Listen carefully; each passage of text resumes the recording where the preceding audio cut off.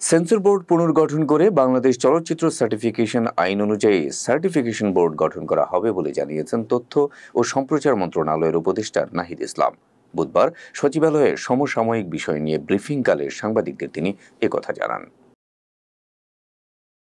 সচিবালয়ের সম্মেলন কক্ষে বাংলাদেশ চলচ্চিত্র সেন্সর বোর্ড ও জুরি বোর্ডের নবনির্বাচিত কমিটির সদস্যদের সঙ্গে মতবিনিময় শেষে বুধবার সাংবাদিকদের সঙ্গে কথা বলেন উপদেষ্টা নাহিদ।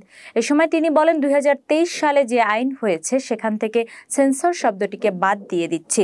সার্টিফিকেশন আইন অনুযায়ী আইনটি ত্রুটিপূর্ণ, আইনকে সংশোধন করতে হবে। তিনি বলেন, সিনেমা জগতে যেন ক্ষতি না হয় সেজন্য সার্টিফিকেশন বোর্ড পুনর্গঠন করা হবে। সার্টিফিকেশন আইন অনুযায়ী সার্টিফিকেশন বোর্ড হবে। তথ্য উপদেষ্টা আরও বলেন, চলচ্চিত্র জগতে যারা আছেন তারা সেন্সরের বিরুদ্ধে কথা বলেছিলেন। চলচ্চিত্র আরও সমৃদ্ধ করতে আমরা সবাই কাজ করব।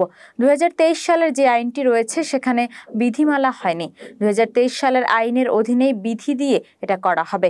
এ সময় প্রচুর সিনেমা পেন্ডিং থাকায় সেগুলোকে দ্রুত মুক্তির ব্যবস্থা করতে সার্টিফিকেশন বোর্ড পুনর্গঠন করার কথা জানান তিনি।